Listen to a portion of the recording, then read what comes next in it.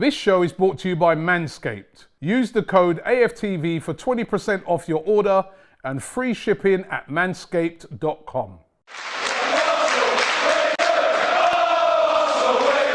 Welcome back to AFTV, 5-0 at the Etihad, and I've got possibly the most positive fan behind Ty, or maybe level with Ty at this rate. Well, I am positive because I go there to support the team. Oh, I love yeah, that. and I love that. We all go there to support the team, so we all should be positive. Absolutely, but it's tough today. It's tough today. 5-0, some calamitous, questionable, whatever word you want to use for some of the selection we saw. We're hearing Kolasinac is off, he's starting. We hear Xhaka's going to Roma, he's wearing the armband. I thought some positives were maybe Odegaard, Saka and Smith Rowe trying to make things happen. Future looks bright with them, but that is really as far as I can go. But what's your evaluation of today? Okay, I sat there and I thought, what are the positives? We must find some positives. It wasn't 6. Well, that was a positive. It wasn't 10. It wasn't double figures. Look, it was poor. It was very poor. But the positive I thought initially, I've actually changed my mind on. Because I thought the first 7 minutes when they came out, they went for it. They really went for it. And I enjoyed it. And the crowd were up. And we thought, right, here we go. Everyone was positive.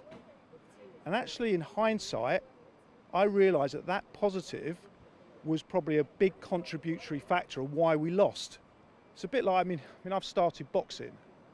I'm not very good at boxing, but I could get in the ring with someone better than me and not get knocked out for a while because I'd go in with a strategy. So they went toe-to-toe with City for that first 7 minutes. If I grabbed Stricto and put him in the ring with me and I went toe-to-toe with him, I'd get knocked out within about 30 seconds. So I wouldn't do that. And actually looking back on what I thought was a positive in the first place was very, very naive. And continuing the boxing analogies, they've got a glass chin. You know, it was looking so good until that first goal went in. That first goal went in, okay, 7 minutes. All right, you started well.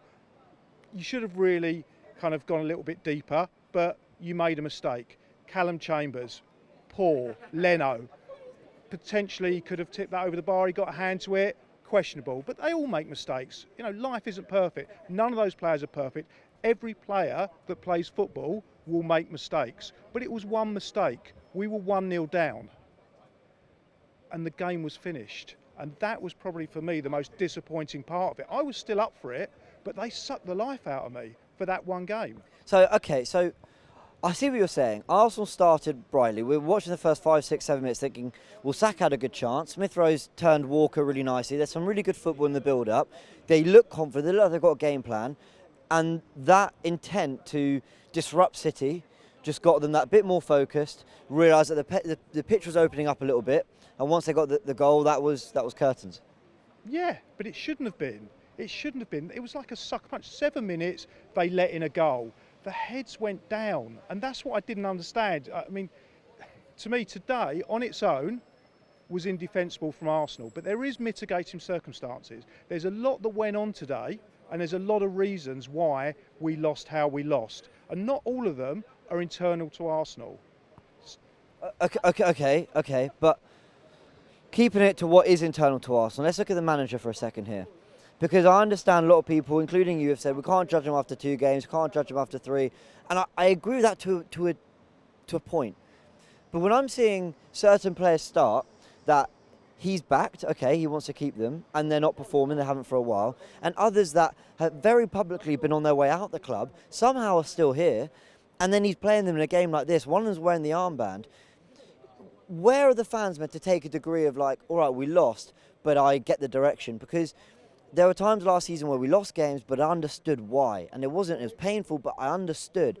But I'm getting to a point where I don't understand why we're losing these games. I don't understand what Arteta is hoping to get long-term from these decisions he's making. Kieran Tierney was part of winning the FA Cup in the semi-final against City as well. As a left centre-back, he goes for Kolasinac in that position, who's on his way out supposedly.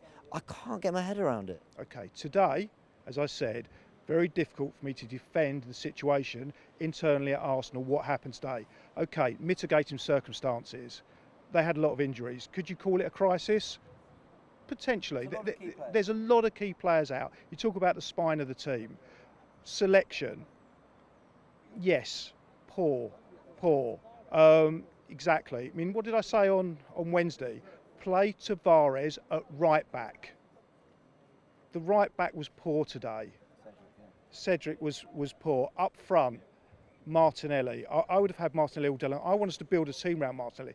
If Aubameyang goes, I think the positives in Aubameyang going, it would be a bit like when Vieira left Arsenal and it gave Fabregas the chance. You know, Fabregas wouldn't have been the player that he was if Vieira hadn't left and we hadn't replaced him. We could have replaced Vieira with another big name and Fabregas wouldn't have got the chance. I hear that, but we can't expect the kids to carry us through the season because they won't get better than 8th.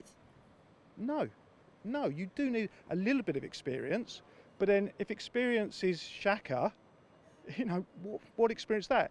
If you do the same things badly and practice and have lots of experience of doing the same things badly, you're just going to continue to practice and be fantastic at doing things badly. Now, I think Robbie referred to Xhaka as the rock in midfield. Now, that tackle, I looked at it, I've seen the replay, it's indefensible. You know, the guy's got a rock in his head. It was just brainless, absolutely brainless. But can you blame Arteta for that ridiculous tackle?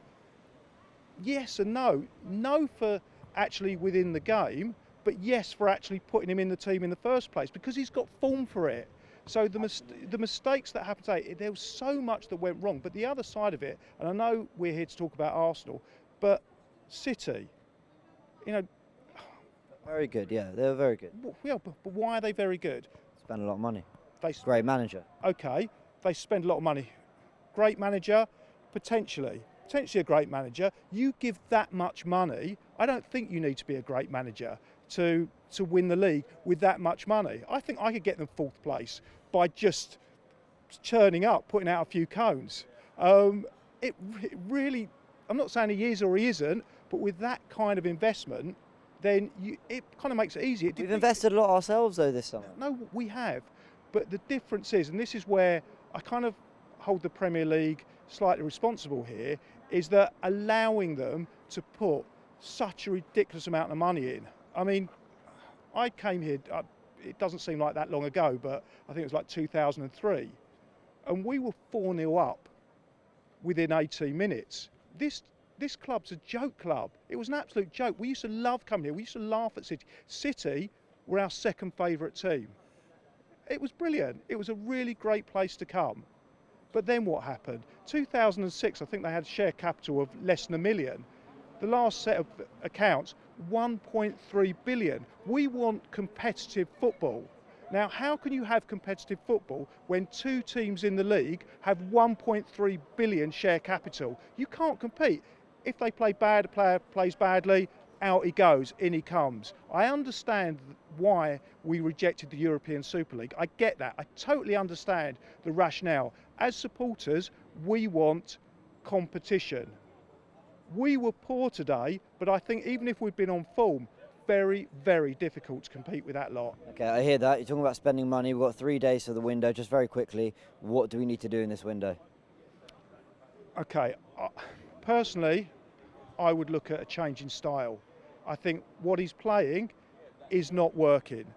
I like a target man. If I was to go for one player, it would be Calvert-Lewin. Yeah, top player. Yeah, I think not only is he a top player, but it gives us something different. So for me, if it was one player, I'd go for him. Well, go get Calvert-Lewin. Thanks, Julian.